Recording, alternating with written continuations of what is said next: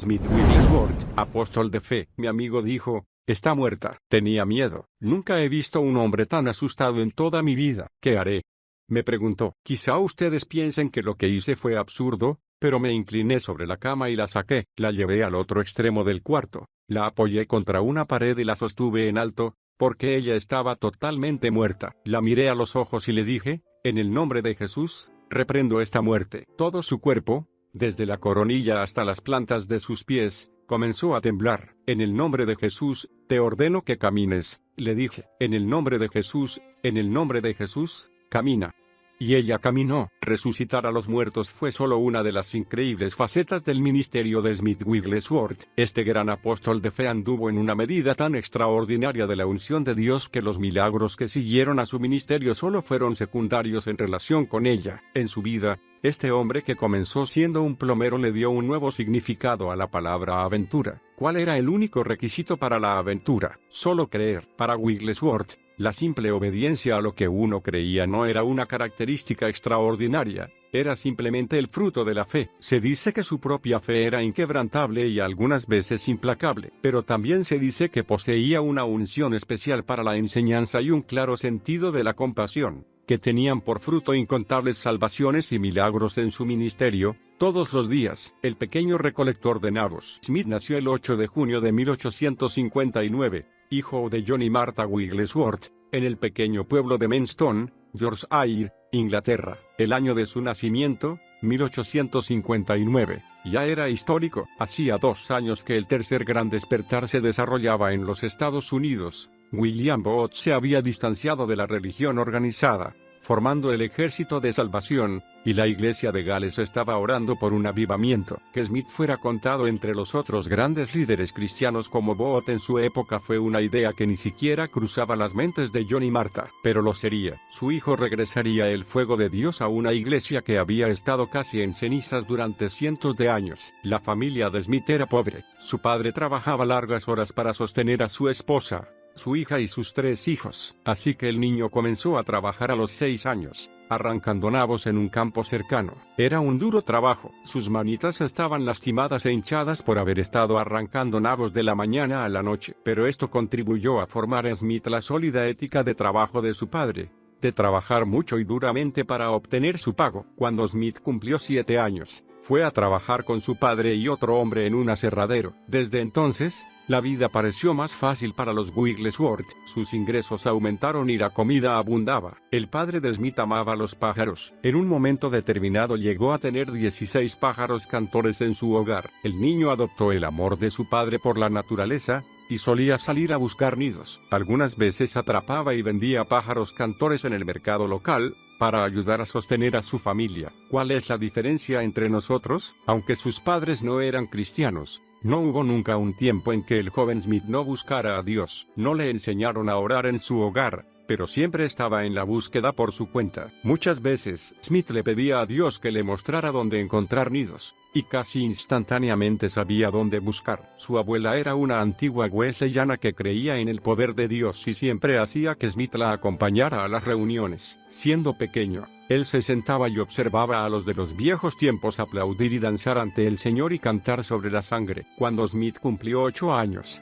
quiso cantar él también en la iglesia. Al comenzar a cantar, un claro conocimiento del nuevo nacimiento vino a él, y comprendió lo que Jesucristo había hecho por él por medio de su muerte y resurrección. Años después, Wigglesworth escribiría sobre ese día: vi que Dios nos desea tan desesperadamente que ha hecho que la condición sea la más simple posible, solo creer, y nunca dudó de su salvación. El joven Wigglesworth se convirtió inmediatamente en un pescador de almas. La primera persona que ganó para Cristo fue su propia madre. Cuando su padre descubrió que la experiencia cristiana había llegado a su familia, comenzó a llevar a la familia a la iglesia episcopal. El padre de Smith no había nacido de nuevo, pero disfrutaba del contacto con el clérigo, ya que frecuentaban el mismo bar y bebían cerveza juntos. Pronto Smith aceptó unirse al coro de la iglesia con su hermano, pero dado que había trabajado desde muy joven, no había tenido acceso a una educación. Tenía casi 10 años cuando tomó la confirmación. Cuando el obispo agitó las manos sobre el jovencito, una poderosa conciencia de la presencia de Dios llenó a Smith,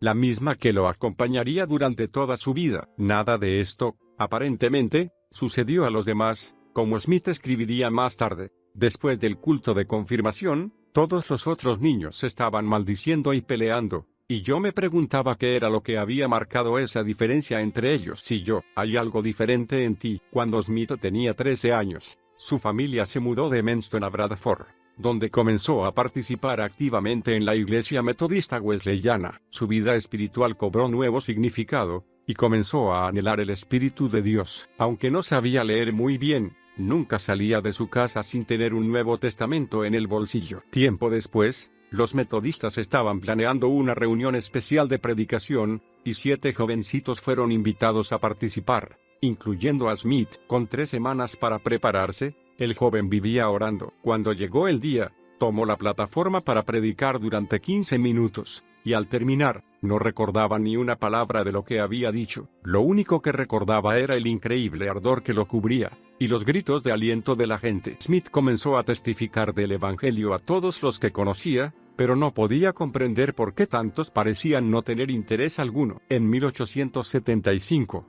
el Ejército de Salvación comenzó una obra en Bradford. Smith saltó de alegría al escuchar la noticia. Finalmente podría estar con un grupo de personas que compartían su amor por los perdidos. Así que se unió a los salvacionistas cuando estos llegaron, y pronto aprendió sobre el poder de la oración y el ayuno. El Ejército de Salvación lograba más resultados que cualquier otra iglesia en esa época, especialmente en el área de ganar almas. Muchas veces tenían vigilias de oración en las que se tendían, postrados, delante del Señor. Los primeros salvacionistas tenían gran autoridad espiritual, y esto se reflejaba en sus cultos. En las reuniones semanales, el grupo se reunía y reclamaba al menos de 50 a 100 personas para Dios, sabiendo que alcanzarían ese número y más. Docenas de personas conocieron a Jesús como su Salvador a través de la obra de Bradford. Cuando tenía 16 años, Smith conoció a un hombre de Dios en el aserradero, que le enseñó el oficio de plomero. Mientras trabajaban juntos, este hombre también enseñó a Smith el significado y la importancia del bautismo por inmersión. Ansioso por cumplir los mandamientos de la palabra, Smith obedeció alegremente y fue bautizado por inmersión poco después. Durante este tiempo,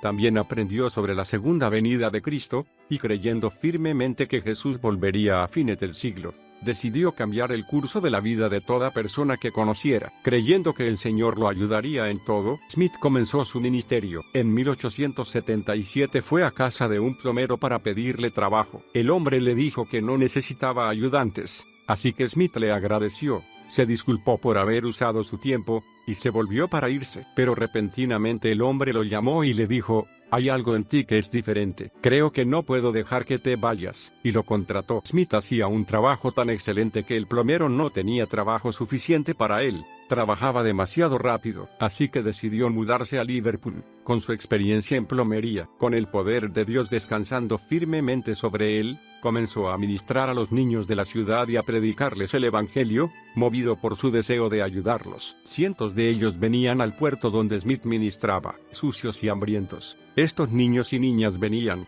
y Smith se ocupaba de todos ellos. Aunque tenía buenos ingresos, nunca los gastaba en sí mismo, sino que los dedicaba a vestir y alimentar a sus pequeños amigos. Además de su ministerio a los niños, Smith y un amigo visitaban los hospitales y los barcos, testificando de Cristo. Smith oraba y ayunaba todo el día los domingos, y cada vez que ministraba al menos 50 personas eran salvas. El Ejército de Salvación lo invitaba constantemente a predicar en sus cultos, y mientras predicaba, siempre se quebrantaba y lloraba delante de la gente. Aunque deseaba tener la elocuencia de un Charles Spurgeon y otros exquisitos predicadores, fue su quebrantamiento lo que hizo que cientos de personas se acercaran al altar deseando conocer a Dios. ¿Quiénes son estos tontos? Uno de los grandes atributos de la vida de Smith Wigglesworth fue su esposa, Mary Jane Polly Featherstone. En las vidas de muchas grandes parejas que ministran, parecería que cuando uno de ellos es fuerte, el otro debe cumplir un rol menor para evitar o minimizar los conflictos. No era este el caso de los Wigglesworth. Polly era tan fuerte, o más, algunas veces, que su esposo nunca se negaba a acompañarlo, y Wigglesworth estaba de acuerdo. Smith dijo de ella: «Todo lo que soy hoy, se lo debo, por gracia de Dios, a mi preciosa esposa». Oh, ella era amorosa. Polly Featherstone provenía de una buena familia metodista. Aunque su padre era líder del movimiento de abstinencia, heredó una fortuna hecha con la venta de licor espera. Fiel a sus convicciones anteriores, se negó a tocar un centavo de esa herencia manchada. Polly observó el estilo de vida de su padre y se hizo eco de su fuerte carácter y sus creencias sobre la santidad. Era, además, una mujer que decía lo que pensaba. Más tarde, Polly dejó la sociedad acaudalada que la rodeaba, y se marchó a la ciudad de Bradford a buscar fama y fortuna. Una vez allí, entró a servir en una familia numerosa. Un día, mientras estaba en la ciudad, escuchó trompetas y gritos en camino hacia donde se producían esos ruidos, y lo que vio la marcó: una reunión al aire libre. El Ejército de Salvación era una organización nueva en esa época. Y Polly pensó: ¿quiénes son estos tontos? Curiosa, siguió al grupo hasta un edificio grande y muy arrumado. Los salvacionistas entraron, pero Polly permaneció en un rincón, esperando que nadie la viera. Finalmente la curiosidad fue más fuerte que ella. Se deslizó al interior del edificio y tomó un asiento en la galería. Aleluya, está hecho. Polly se sintió profundamente conmovida. Comprendiendo su situación como alma perdida, avanzó hacia el altar y cayó de rodillas. Se negó a recibir oración de ninguno de los obreros, hasta que al final, Tilly Smith se acercó y oró con ella. Con la luz de Cristo entibiando su corazón, Polly se puso de pie de un salto, arrojó sus guantes al aire, y exclamó: aleluya, está hecho. Sentado entre la gente, no lejos de ella, un joven la observaba atentamente. Este hombre sería su futuro esposo y compañero en el destino. Smith Wigglesworth. Parecía como si la inspiración de Dios hubiera estado en ella desde el primer momento, dijo Smith. A la noche siguiente, mientras Polly daba su testimonio, Smith sintió que ella le pertenecía. A Polly se le permitió evitar el acostumbrado período de capacitación, y finalmente el general Booth mismo le otorgó el rango de oficial en el Ejército de Salvación. Polly fue a servir en el Ejército de Salvación en Escocia durante un tiempo, y luego regresó a Bradford. Finalmente dejó el ejército debido a los conflictos provocados por su relación con Wigglesworth. Ella era una oficial y él, un mero soldado. Aunque Smith nunca se unió oficialmente al ejército, las reglas relativas a las relaciones sentimentales entre los dos rangos eran muy estrictas. Después de dejar a los salvacionistas, Polly se unió al ejército de la cinta azul, pero siempre siguió siendo muy amiga de los primeros. En ese momento, los ministros metodistas la llamaban a evangelizar en sus iglesias, y cientos de personas se convirtieron con su ministerio. El poder de Dios descansaba poderosamente sobre ella. Smith, tú no eres mi amo. Polly se convirtió en la esposa de Wigglesworth en 1882. A los 22 años de edad, Smith era un año mayor que ella, y la alentó a continuar su ministerio evangelístico, mientras él seguía con la plomería. Pero Smith tenía una carga por una zona de Bradford que no tenía iglesia, así que la pareja rentó un edificio pequeño y lo abrió para realizar reuniones. Lo llamaron Obra Misionera de la calle Bradford. En sus 30 años de matrimonio, los Wigglesworth tuvieron una hija, Alice, y 4 hijos, Seth, Harold, Ernest y George, que murió en 1915. Pero antes que naciera cada niño, los Wigglesworth oraban para que sirvieran a Dios. Smith se ocupaba de ellos durante los cultos, mientras su esposa predicaba. Después del mensaje, él siempre estaba junto al altar, orando con las personas para llevarlas a Cristo. Sin dejarse intimidar por el rol ministerial de su esposa, Smith decía: su tarea era echar las redes, la mía, llevar los peces a tierra. Esta última es tan importante como la primera. Él conocía el poder que tiene un corazón de siervo. El verano de 1884 fue muy malo para Bradford, y como consecuencia, los plomeros fueron muy requeridos. Smith no solo pasó todo el invierno trabajando, sino que estuvo ocupado reparando los daños ocasionados por el clima durante 2 años más. Durante estos días de mucho trabajo y gran prosperidad, Smith dejó de asistir a la iglesia con frecuencia y su corazón se enfrió hacia el Señor. Pero a medida que su fuego se enfriaba, el de Polly ardía aún más, y su celo por Dios y su vida de oración jamás declinaron. La diligencia de su esposa para las cosas de Dios hacía que la lasitud de Smith fuera aún más visible, y llegó a irritarlo su misma presencia. Una noche, Polly regresó de la iglesia un poco más tarde que lo usual. Al entrar ella a la casa, Smith exclamó: «Yo soy el amo de esta casa, y no toleraré que vuelvas aquí a estas horas». Polly respondió dulcemente: «Sé que tú eres mi esposo, pero mi amo es Cristo». Enfurecido, Smith abrió la puerta de atrás, empujó a Polly afuera, y cerró con llave. Pero en su gran enojo había olvidado cerrar la puerta de adelante, así que Polly dio la vuelta a la casa, y entró por la puerta principal, riendo. Tanto reía, que Smith finalmente se rindió y rió con ella. Al reír, recibió una revelación en su corazón y en su mente. Entonces decidió pasar 10 días orando y ayunando para buscar la voluntad del Señor. Con un arrepentimiento desesperado y sincero, encontró el camino hacia la restauración. A donde llegas en la escala de Richter, la mujer es el termómetro del hogar, es un dicho muy cierto. Por ejemplo, si tu esposa está de mal humor, el resto de la familia acabará teniendo una actitud negativa. Por el contrario, si tu esposa está alegre, sin importar lo mal que te sientas, todo parece más alegre. Polly Wigglesworth ilustraba bellamente el principio de la estabilidad. Estoy segura de que su fidelidad y su gozo pasaron por una severa prueba mientras su esposo estaba apartado de Dios. Ella era una predicadora muy conocida, que realizaba cultos evangelísticos en toda la ciudad, y veía a cientos de personas acercarse a Cristo.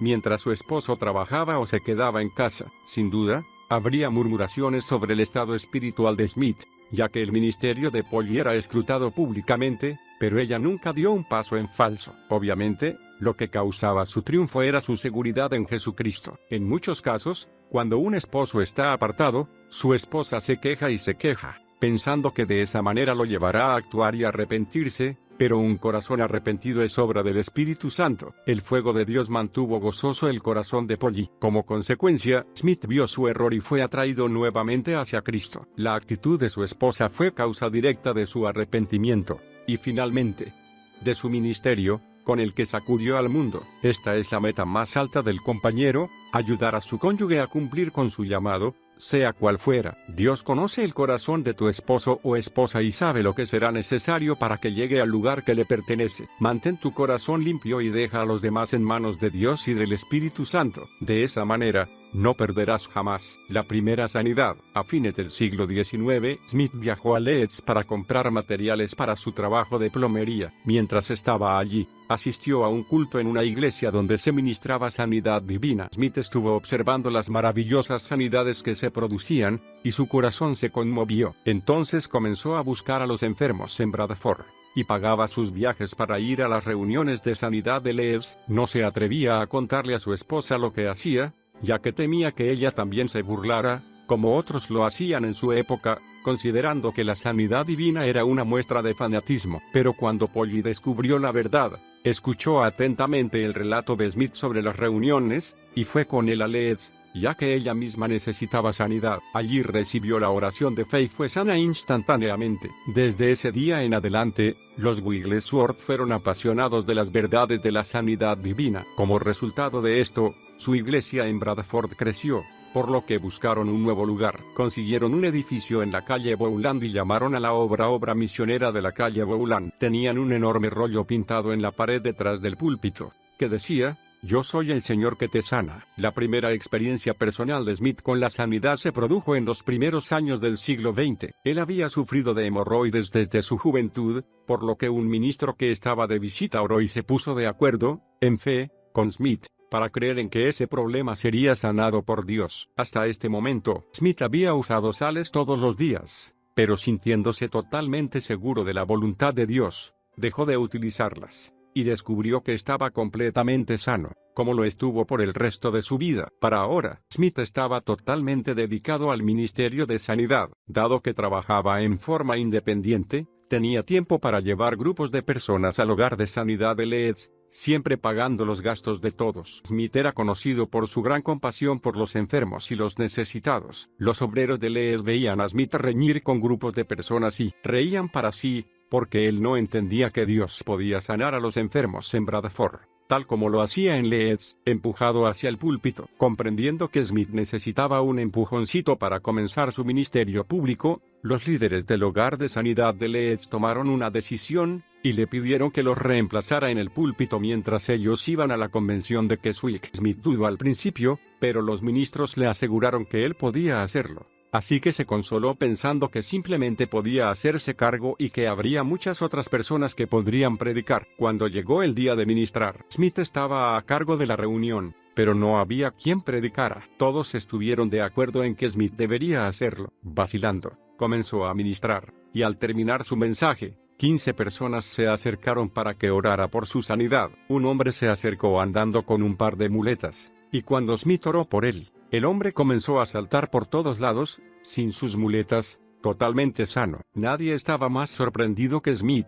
A partir de esta reunión comenzaron a abrirse las puertas para que Smith predicara, y pronto anunció que realizaría una reunión con oración por sanidad en Bradford. En la primera noche, 12 personas pasaron al frente para pedir oración, y todas fueron sanadas. Una mujer tenía un tumor muy grande que drenaba constantemente. Después de la oración de fe, fue a su casa y al día siguiente dio testimonio diciendo que, del tumor, solo le quedaba una cicatriz. Por favor, silencio. Muy poco después, Smith debió enfrentar su primer desafío. Era una situación de vida o muerte. La esposa de un querido amigo suyo estaba tan enferma que los médicos esperaban que muriera durante la noche. El amigo de Smith dijo que no tenía fe para creer por su esposa, pues no sabía cómo hacerlo. El corazón de Smith se llenó de compasión y decidió ayudar a esta familia. Entonces fue a buscar a un ministro que estaba abriendo una pequeña iglesia en Bradford y le pidió que fuera a orar por esta mujer, pero el ministro se negó. Smith fue entonces a ver a un amigo,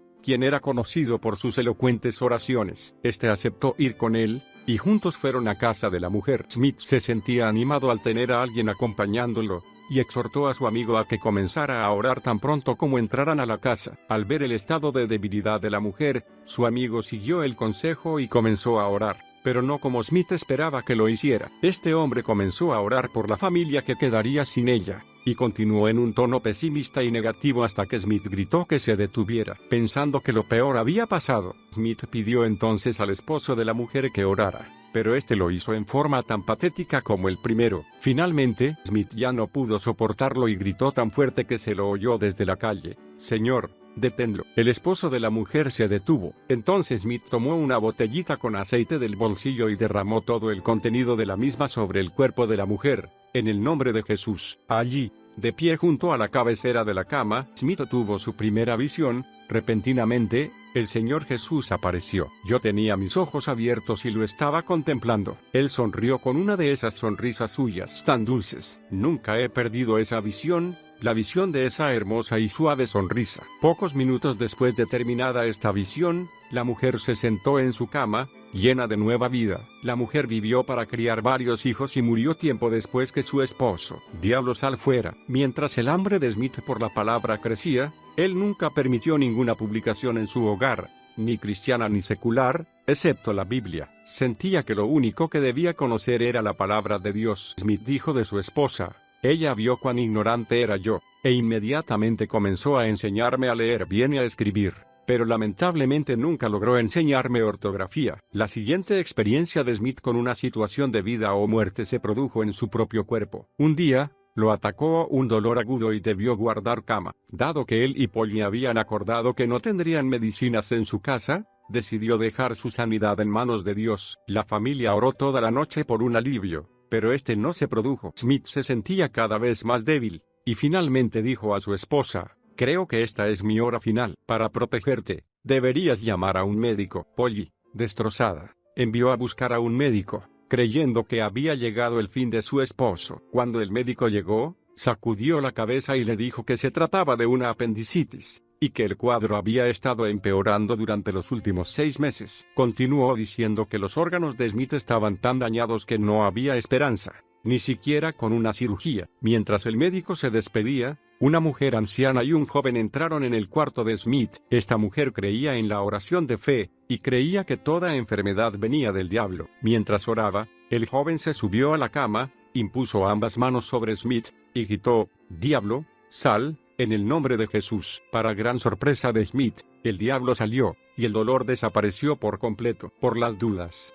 la mujer y el joven oraron nuevamente por Smith, después de lo cual éste se levantó, se vistió y bajó. Entonces dijo a su esposa: «Estoy sano». ¿Entró algo de trabajo? Polly, totalmente atónita, escuchó su relato y luego le entregó un pedido de trabajo. Smith se puso inmediatamente a trabajar en el asunto, y la apendicitis nunca volvió a molestarlo. Están recibiendo demonios. En 1907 llegó otro punto crucial en la vida de Smith Wigglesworth. Él había oído que un grupo de personas en Sunderland habían sido bautizadas en el Espíritu Santo y hablaban en otras lenguas. Entonces decidió ver este fenómeno por sí mismo. Hasta este momento, Smith creía que él ya había sido bautizado en el Espíritu Santo, junto con su esposa. Seguía la creencia popular de esa época, en el sentido de que la santificación era el bautismo del Espíritu Santo. Entonces Smith recordó una situación anterior que lo había hecho arrepentirse y comenzar un ayuno de 10 días. Durante este ayuno, Smith había regresado al camino de Dios, y había experimentado un cambio definitivo en su vida. Se dice que, orando y llorando delante del Señor, se había consagrado para ser totalmente santificado. Cuando terminó el ayuno, estuvo libre de su mal genio en tal grado que muchos comentaban con frecuencia que querían el mismo espíritu que Smith tenía. Como consecuencia, él pensaba que había sido bautizado en el Espíritu o santificado. Al escribirles a sus amigos en Sunderland sobre el tema de las lenguas, Smith recibió la advertencia de que se mantuviera alejado, ya que estas personas están recibiendo demonios. Pero cuando Smith llegó y oró con sus amigos sobre el tema, estos lo miraron y le dijeron: sigue tu propio camino. Smith asistió a las reuniones en Sunderland, bajo el liderazgo del vicario Alexander Boddy, y se sintió muy decepcionado. En Bradford parecía haber un gran mover de Dios, pero aquí, todo parecía espiritualmente seco, sin manifestaciones. Movido por su frustración, Smith interrumpía continuamente las reuniones, diciendo: he venido desde Bradford, y deseo esta experiencia de hablar en lenguas como lo hicieron en el día de Pentecostés, pero no comprendo por qué nuestras reuniones parecen estar llenas de fuego, y las de ustedes no. Smith, desesperado en su búsqueda, interrumpió tantas veces las reuniones que finalmente fue disciplinado y expulsado del edificio. Bañado en el poder y la gloria, Smith, buscando a Dios con todo su corazón para experimentar este bautismo en el Espíritu Santo, fue a un centro de reuniones cercano del Ejército de Salvación para orar. 3 veces el poder de Dios lo abatió al suelo. Los salvacionistas le advirtieron sobre el hablar en lenguas, pero Smith estaba decidido a conocer a Dios en esa área. Durante 4 días estuvo delante del Señor esperando hablar en otras lenguas, sin resultados. Finalmente, desalentado en su espíritu, sintió que era hora de regresar a Bradford, pero antes de partir, se dirigió a la casa pastoral para despedirse de la esposa del vicario. La señora Boddy le dijo que tenía que regresar a su casa y que aún no había logrado hablar en lenguas. Ella le respondió: no es el hablar en lenguas lo que usted necesita, sino el bautismo. Smith le pidió que le impusiera las manos antes de partir. Ella oró una oración sencilla pero llena de poder, y luego salió del cuarto. Fue entonces que cayó el fuego. Bañado en el poder y la gloria del Señor, Smith vio una visión de la cruz vacía con Jesús exaltado a la diestra del Padre. Lleno de adoración y alabanza, Smith abrió su boca y comenzó a hablar en otras lenguas, comprendiendo finalmente que aunque antes había recibido la unción, ahora era bautizado en el Espíritu Santo como en el día de Pentecostés. En lugar de irse a su casa, Smith fue directamente a la iglesia donde el reverendo Boddy estaba dirigiendo el culto, y lo interrumpió, rogando que le permitiera hablar por unos momentos. Cuando concluyó su sermón, 50 personas fueron gloriosamente bautizadas en el Espíritu Santo y hablaron en otras lenguas. El periódico local, el Sunderland Daily Echo, dio la noticia, con un relato detallado de la experiencia de Smith, incluyendo las lenguas y las sanidades. Smith entonces telegrafió a su hogar para contarles la gran noticia. Risa santa. Al regresar a Bradford, Smith sentía que debería enfrentar algunas luchas en relación con su recién hallado gozo. Y tenía razón. Tan pronto como cruzó el umbral, Polly le dijo firmemente: quiero que comprendas que yo estoy tan bautizada en el Espíritu Santo como tú, y no hablo en lenguas. El domingo predicarás tú, y veré qué hay en esto. Polly guardó su palabra, y cuando llegó el domingo, se sentó en el último banco de la iglesia. Mientras Smith se acercaba al púlpito, el Señor le dio el pasaje de Isaías 61, 1 al 3. Smith predicó con gran poder y seguridad mientras Polly se retorcía en el banco, diciéndose a sí misma: ese no es mi Smith, Señor. No es mi Smith. Al final del culto, un obrero se puso en pie y dijo que él deseaba el mismo tipo de experiencia que Smith había tenido. Cuando quiso sentarse, no logró dar con la silla y cayó al suelo. El hijo mayor de Smith se puso de pie para decir lo mismo, y al sentarse también fue a dar en el suelo. Pocos minutos después, 11 personas estaban en el suelo, riendo en el espíritu. Toda la congregación quedó inmersa en una risa santa mientras el Señor derramaba su espíritu sobre ellos. Este fue el comienzo del gran derramamiento en Bradford, en el que cientos de personas recibieron el bautismo del Espíritu Santo y hablaron en otras lenguas. Poco después que Polly fuera bautizada en el Espíritu Santo, los Wigglesworth salieron a recorrer el campo, respondiendo a invitaciones para ministrar. Donde quiera que iban, La convicción se apoderaba de las personas. Cierta vez, Smith entró en una verdulería para hacer compras, y 3 personas cayeron de rodillas, arrepentidas. En otra ocasión, 2 mujeres estaban trabajando en un campo, y Smith, al pasar, les gritó: ¿Son ustedes salvas?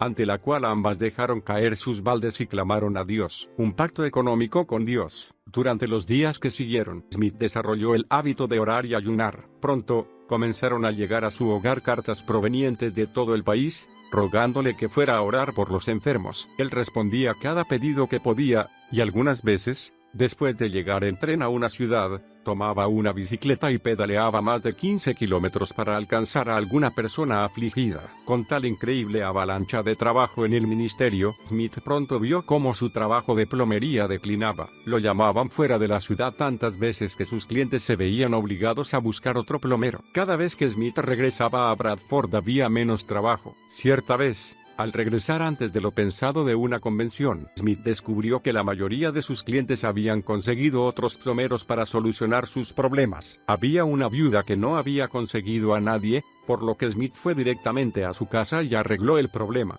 además de reparar el techo de la casa que estaba dañado. Cuando ella le preguntó cuánto le debía, él respondió: «No recibiré ningún pago de usted. Este es mi último trabajo como plomero, y lo entrego como ofrenda a Dios». Con esa declaración, Smith pagó sus deudas, cerró el negocio, y comenzó a ministrar de tiempo completo. A pesar de las historias de pobreza que había escuchado, él creía que Dios proveería en abundancia mientras él le sirviera fielmente. Confiando en esta sociedad con Dios, puso una condición: las suelas de mis zapatos nunca deben dar vergüenza, y nunca deberé usar pantalones con las rodillas rotas. Le dije al Señor: si sucede alguna de estas 2 cosas, volveré a ser plomero. Dios nunca dejó de proveer para todas sus necesidades. Smith nunca volvió a trabajar como plomero. Déjala ir. Uno de los dolores más grandes en la vida de Smith estaba a punto de ocurrir. Mientras esperaba en la estación del tren para partir hacia Escocia, Wigglesworth recibió una noticia devastadora. Polly se había desplomado a causa de un ataque cardíaco mientras regresaba de la obra misionera de la calle Bowland. Smith corrió a su lado y descubrió que su espíritu ya había partido para estar con el Señor.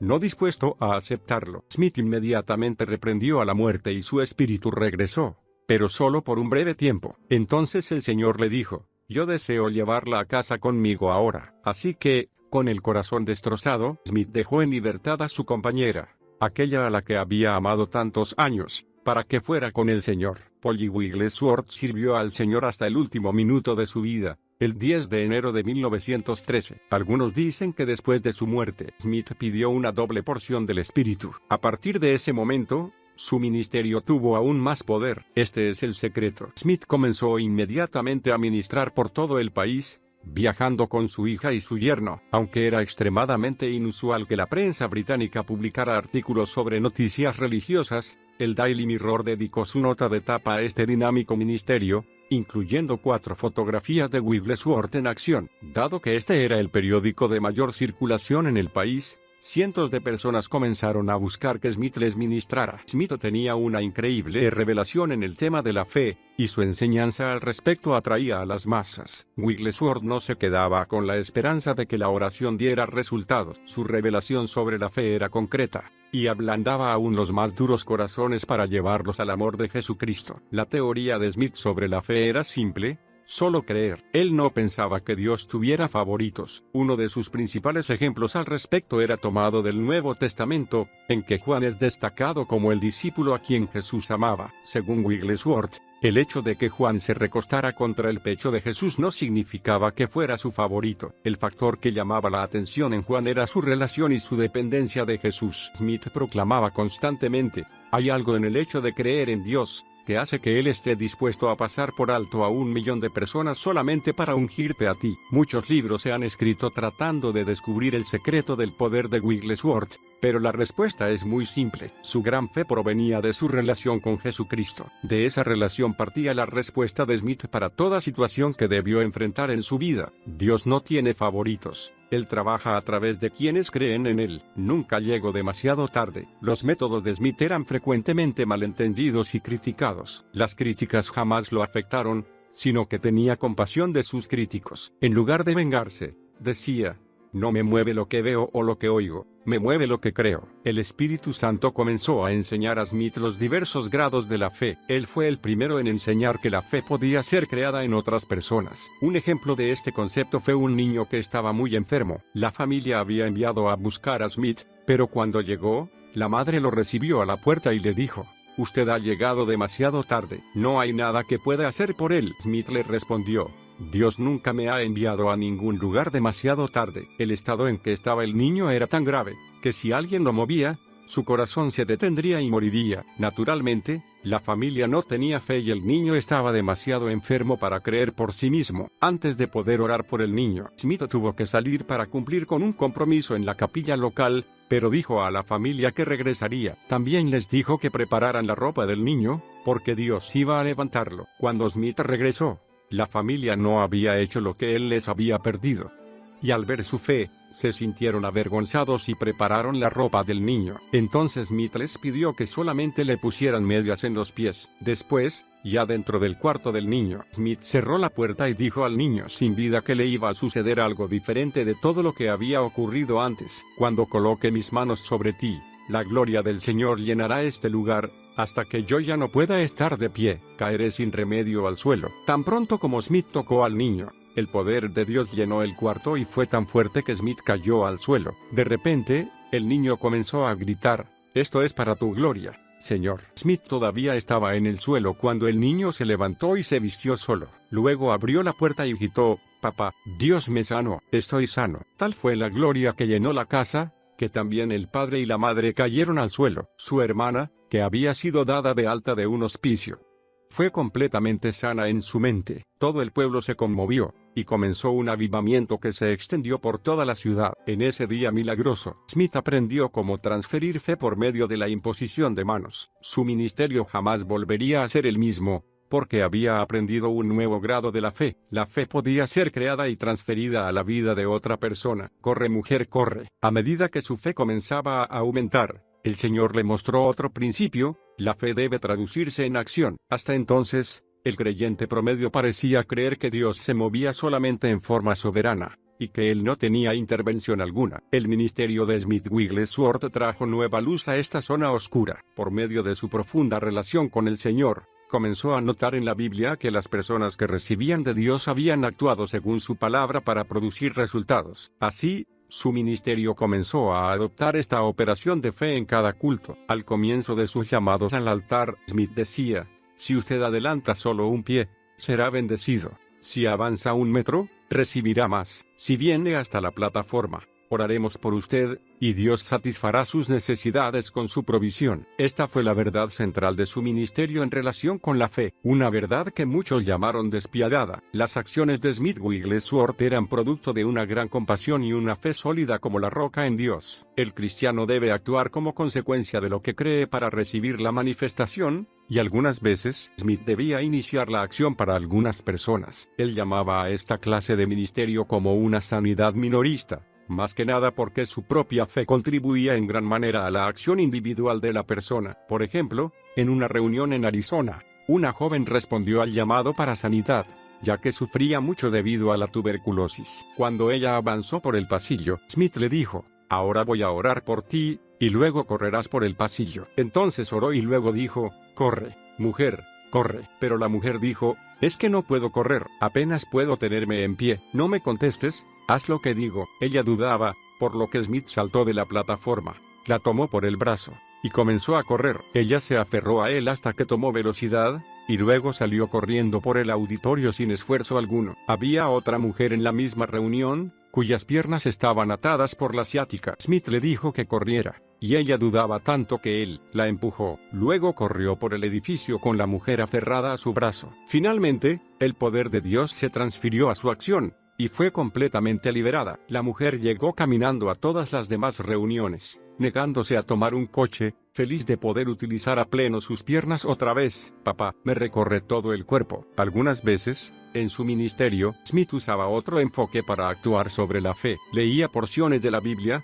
y luego las representaba por sí mismo. Muchas veces hacía banquetes para alimentar a los cojos y los hambrientos, y los obreros de la obra misionera de Bowland servían la comida. También presentaba testimonios de sanidades como entretenimiento en los banquetes, y los asistentes se conmovían hasta las lágrimas. En el primer banquete, Smith sentó el precedente de lo que seguiría. Al cerrar la primera reunión, dijo: esta noche los hemos dado entretenimiento, pero el sábado próximo habrá otra reunión. Los que están atados y han venido en sillas de ruedas, los que han gastado todo su dinero en médicos y no han mejorado, ellos nos entretendrán con sus historias de liberación que recibirán hoy en el nombre de Jesús. Y luego preguntó: ¿quién quiere ser sanado? Naturalmente, todos querían. Una mujer que había venido en silla de ruedas regresó a su casa caminando, y un hombre que había sufrido de epilepsia durante 18 años fue instantáneamente liberado y 2 semanas después, estaba trabajando. Un jovencito encerrado en un aparato ortopédico fue instantáneamente sanado cuando el poder de Dios lo tocó,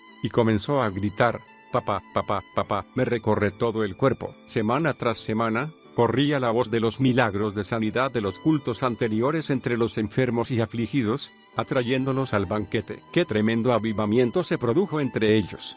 Simplemente por actuar en obediencia a la palabra de Dios, yo moveré al Espíritu. Smith Wigglesworth tomaba Hebreos 11:6 muy en serio. Creía personalmente que era imposible agradar a Dios sin fe. Por lo tanto, incorporó esa fe en toda área de su vida espiritual, incluyendo las obras del Espíritu Santo. Bastaba que el más leve soplo del Espíritu viniera sobre él para que se recluyera en un cuarto para estar a solas con Dios. En el desarrollo de esta relación, Smith fue comprendiendo la acción de fe a medida que cooperaba con el Espíritu Santo. Cierta vez, en una reunión, alguien comentó cuán fácilmente Smith era movido por el Espíritu. Cuando le preguntaron cuál era su secreto, respondió: bueno, verán, es algo así: si el Espíritu no me mueve, yo muevo al Espíritu. Quienes no comprendían los principios de la fe pensaron que su comentario era arrogante e irrespetuoso. Pero en realidad, Smith sabía cómo mover al Espíritu de Dios. Todo surge de la fe, no de la arrogancia. Si el Espíritu Santo no se movía al comienzo de un culto, Smith comenzaba la reunión en estado natural. Pero por su fe, podía hacer que la gente se concentrara en la palabra y el poder de Dios y hacer crecer sus expectativas. De esta manera, el Espíritu Santo se manifestaba en respuesta directa a su fe. Smith tomaba la iniciativa y movía los dones que había en él por medio de la fe. No esperaba que algo viniera sobre él y lo dominara espiritualmente. Para él, cada acción, cada operación y cada manifestación brotaban de una sola cosa: la fe absoluta. La verdadera fe confronta, y es encendida por la iniciativa. Entonces, Smith Wigglesworth comenzó a enseñar al cuerpo de Cristo que ellos podían hablar en lenguas por iniciativa. Para él, la fe era la sustancia principal que conmovía al espíritu humano, no la soberanía. J. E. Stiles, un gran ministro y autor de las Asambleas de Dios, aprendió este importante principio de Smith Wigglesworth y lo practicó durante todo su ministerio. En una reunión muy concurrida en California, Smith hizo el llamado para que quienes no habían recibido el bautismo del Espíritu Santo se pusieran de pie. Después pidió que se pusieran en pie todos los que lo habían recibido, pero no habían hablado en lenguas durante los últimos 6 meses. Ahora haré una oración muy sencilla, comenzó, y cuando haya terminado, diré: ya, y ustedes hablarán en lenguas. Smith oró, y luego gritó: ya. Un sonido como de muchas aguas inundó el auditorio, mientras todos oraban en lenguas. Entonces les dijo que hicieran lo mismo, solo que cuando él dijera ya, todos cantarían en lenguas. Por fe, oró, y luego dijo: ya, canten. Y el sonido que se escuchó fue el de un vasto y glorioso coro. Ese día, el reverendo Stiles dijo que había aprendido que el Espíritu Santo por fe, y poco después de esta revelación,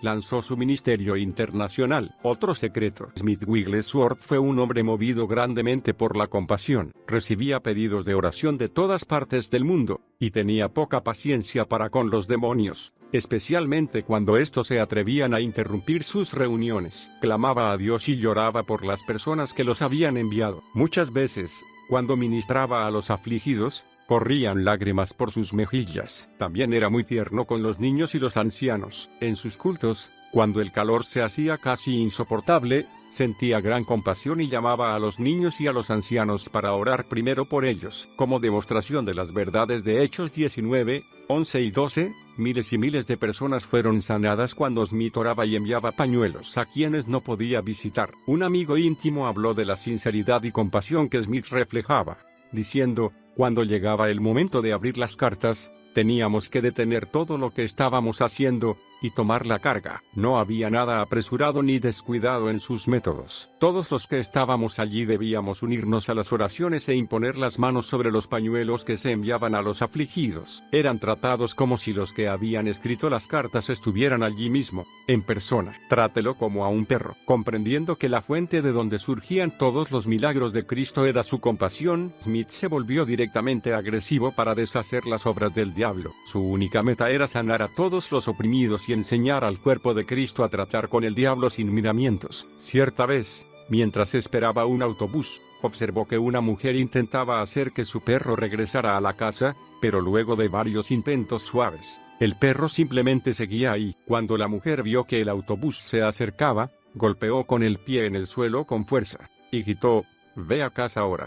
Y el perro corrió a casa con la cola entre las patas. «Así hay que tratar al diablo», dijo Smith, en voz alta como para que todos lo oyeran. Tenía poca paciencia para con los demonios, especialmente cuando estos se atrevían a interrumpir sus reuniones. Cierta vez estaba dirigiendo una reunión, y no lograba liberarse para predicar, así que comenzó a gritar. Nada sucedió. Se quitó el saco, y seguía sin suceder nada. Smith preguntó entonces al Señor qué era lo que andaba mal, y al hacerlo, el Señor le mostró una fila de personas que estaban sentadas juntas en un banco, tomadas de las manos. Smith supo inmediatamente que se trataba de espiritistas que tenían como objetivo destruir la reunión. Smith comenzó a predicar y bajó de la plataforma hacia el lugar donde estaban sentadas esas personas. Entonces se tomó del banco y ordenó al diablo que se fuera. Todo el grupo cayó al suelo en un montón y luego salió del templo corriendo en total desorden. Cuando echaba fuera demonios, Smith tenía plena confianza y seguridad en su fe. Las oraciones no debían ser largas. Si la oración era de fe, la respuesta era segura. Autoridad internacional. El Ministerio Internacional de Smith, que comenzara en 1914, estaba funcionando a pleno en 1920. Aunque la persecución contra él era fuerte, nunca pareció ser un tema demasiado importante en su ministerio. Al contrario de algunos ministros, hay más escrito sobre sus fortalezas y milagros que de sus problemas y persecuciones. Quizá esto se deba a su extraordinaria fe. Smith se quitaba de encima las críticas como si fueran polvo sobre su abrigo, sin siquiera darles un momento de su tiempo. En Suecia, en 1920, los médicos y las autoridades creyeron que podrían limitar el ministerio de Wigglesworth, y le prohibieron imponer las manos sobre las personas. Pero esto no lo preocupó. Él sabía que Dios respondía a la fe, no a los métodos. Después de terminada la reunión, Smith indicó a las personas presentes que se impusieran las manos a sí mismas y creyeran que serían sanadas. Mientras él oraba, multitudes de personas fueron sanadas instantáneamente. Smith llamaba a estas sanidades a gran escala sanidad mayorista. En un mismo año, Smith fue arrestado 2 veces en Suiza, por ejercicio ilegal de la medicina. La tercera vez, los oficiales llegaron a la casa del ministro pentecostal para arrestar a Wigglesworth, y el ministro les dijo, «El señor Wigglesworth no está aquí en estos momentos, pero antes que lo arresten, quisiera mostrarles el resultado de su ministerio en este lugar». Entonces los llevó hasta la parte baja de la ciudad, al hogar de una mujer a la que ellos habían arrestado muchas veces. Al ver la manifestación de la completa liberación de esta mujer, y su fe en Jesucristo, los oficiales se conmovieron. Se volvieron hacia el ministro y le dijeron, «No queremos detener esta obra. A este hombre tendrá que arrestarlo otra persona».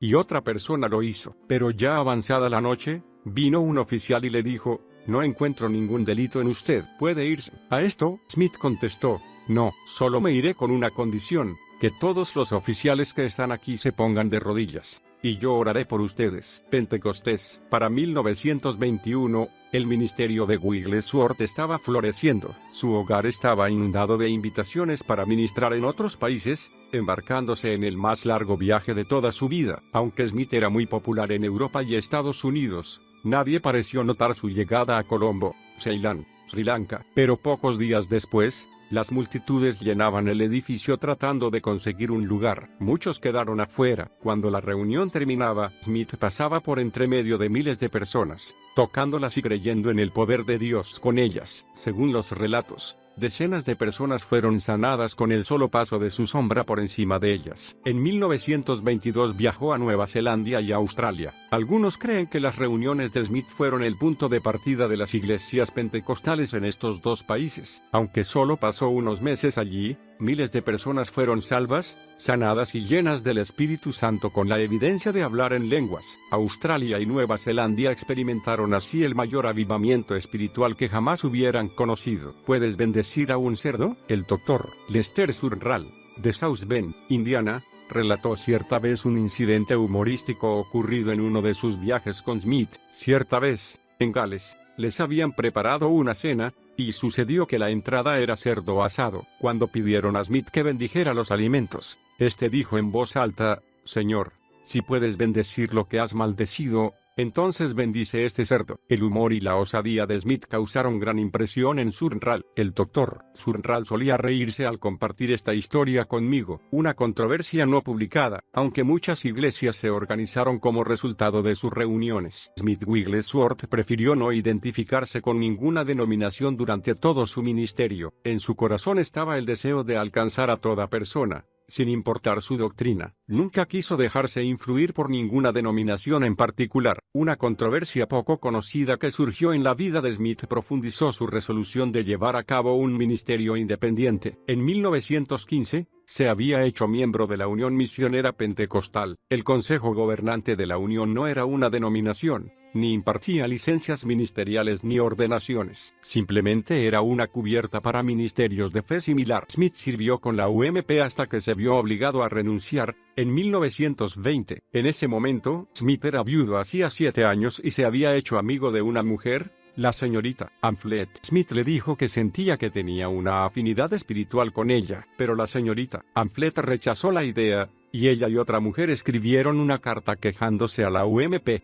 Esta carta era dirigida a Cecil Polil, quien notificó a los otros miembros del consejo junto con el secretario del mismo, el señor Mundell. Aunque la UMP tenía una posición muy estricta en lo relativo a las relaciones entre hombres y mujeres, Smith Wigglesworth estaba seguro de que lo apoyarían a pesar de las acusaciones. Pero cuando la UMP leyó la carta de la señorita Amphlett, el señor Polil se apresuró a escribir a Smith solicitándole que renunciara a su puesto en el consejo, y diciendo que este organismo creía que Smith debería abstenerse de participar en la obra pública del Señor por un tiempo prolongado, y buscar volver a su posición delante del Señor y del hombre, con un período de vida tranquila y concentrada en Dios, mostrando de esa manera obras de arrepentimiento. Smith cumplió con la solicitud de presentar su renuncia, aunque creía que las dos mujeres se habían unido en su contra para arruinar su obra. En realidad, Smith se sentía tan decepcionado por Polil, por permitir que la situación se exagerara de tal manera, que escribió directamente al secretario del consejo, el señor Mundell: «Creo que el señor Polil se ha pasado del límite esta vez. Están haciendo que parezca como si yo hubiera cometido adulterio o fornicación, de lo cual soy inocente. He actuado tontamente y Dios me ha perdonado». Esto fue arreglado en forma espiritual y después, en la iglesia y con el señor Polil, y él debería haber dado por concluido el asunto. En otra carta escrita al señor Polil, Smith escribió: «Dios arreglará todo. La buena mano de Dios está sobre mí, y viviré para ver esto terminado. Esta semana, Dios ha reprendido al opresor por medio de su siervo. Yo seguiré adelante, estimado hermano, y le pediré que se cuide de que la obra de Dios no sufra tropiezo por causa de usted, y que en este momento actúe hacia mí como quisiera que otro actuara hacia usted. No se moleste en enviarme nada para firmar. Ya he firmado mi carta a usted, y eso es todo». A partir de ese momento, Smith Wigglesworth estuvo continuamente en movimiento, respondiendo a invitaciones para ministrar en todo el mundo, y para evitar cualquier otra acusación de la misma naturaleza, Smith siempre viajaba con su hija, Alice. La controversia que causó su renuncia no lo detuvo. En realidad, pareció impulsarlo aún más. Esto sucede muchas veces cuando las personas salen de la dirección de las denominaciones. Sé que la UMP no era una denominación, pero estas clases de comités gobernantes algunas veces desarrollan un elemento de control aun cuando hayan comenzado con un espíritu correcto. El control puede ser muy leve, pero aún así afecta el fluir del ministerio. Para Smith era mejor actuar en forma independiente. No necesitaba la reputación de la UMP, ni estar asociado a ella. Él tenía el poder de Dios. Es mejor vivir preparados. Wigglesworth amaba la palabra de Dios y era muy disciplinado en su estudio de ella. Nunca se consideraba totalmente vestido hasta que tuviera su Biblia con él. Mientras otros leían novelas o periódicos, él leía la Biblia. Nunca dejaba la mesa de un amigo sin leer, como solía decir, un poquito del libro. Las aflicciones tuvieron que ceder, aunque los ojos de Wigglesworth habían visto muchos milagros y sanidades instantáneas.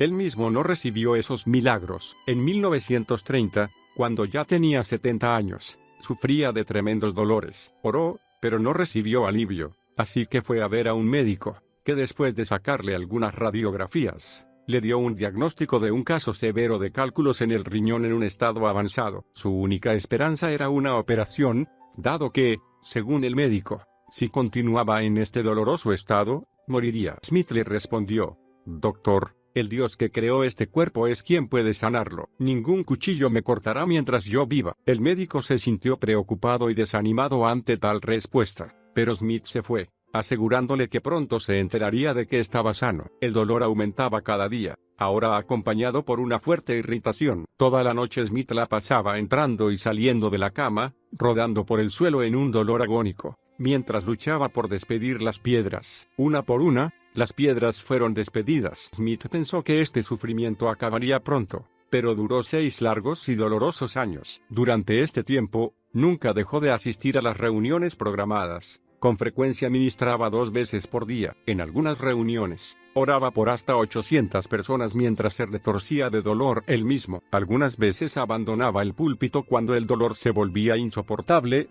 para luchar en el baño mientras despedía otra piedra. Luego regresaba a la plataforma y continuaba con la reunión. Con frecuencia se levantaba de su propia cama para ir a orar por la sanidad de otros. Muy pocos sabían que él mismo estaba atravesando la más grande prueba de su vida. Algunas veces perdía tanta sangre que su rostro estaba pálido y tenía que envolverse en mantas para recobrar calor. Después de los 6 años, tenía más de 100 piedras en una botella de vidrio. El yerno de Smith, James Salter, le dio un gran tributo, viviendo con él, compartiendo su dormitorio, como muchas veces lo hicimos en esos años. Nos maravillábamos ante el celo indomable de su fogosa predicación y su compasivo ministerio a los enfermos. No solo soportó esas agonías, sino que hizo que sirvieran al propósito de Dios y se gloriaba en y sobre ellas. Me tienen en vista. 2 años después de iniciada su batalla contra los cálculos en los riñones, Smith no se daba por vencido. En cambio, en 1932, pidió a Dios 15 años más para servirle.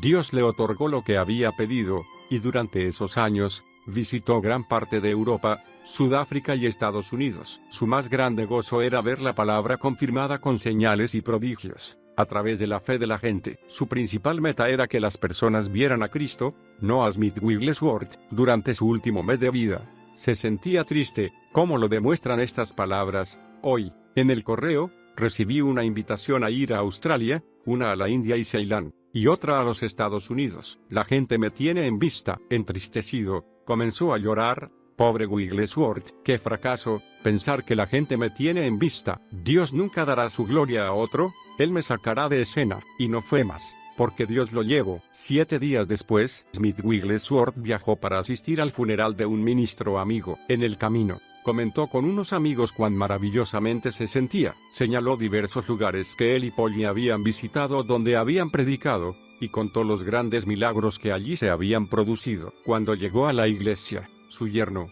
James, abrió la puerta y lo ayudó a entrar a la sacristía, donde ardía un hermoso fuego. Al entrar, Smith se encontró con el padre de una niña por la que había orado algunos días antes. La niña había sido desahuciada, pero Smith tenía gran fe en que se sanaría. Cuando vio al hombre, Smith le preguntó: «Bien, ¿cómo está ella?». Estaba esperando escuchar que la niña estaba totalmente sana, pero la respuesta llegó con cierta duda: «Está un poco mejor, se siente mejor». Sus dolores no han sido tan fuertes durante los últimos días. Decepcionado por lo que oía, Smith exhaló un profundo y compasivo suspiro. Luego inclinó la cabeza, y sin pronunciar palabra ni experimentar dolor alguno, Smith Wigglesworth fue a estar con el Señor. Era el 12 de marzo de 1947. Fe, compasión y milagros. Mientras yo ministraba a la gente que formaba fila para que orara por ellos, hace unos años, vino a verme un hombre con lágrimas en los ojos. Él me contó del poder que había experimentado en las reuniones de la Voz de Sanidad. El poder de Dios en esas reuniones le había dado libertad. Entonces dijo algo que jamás olvidaré mientras viva.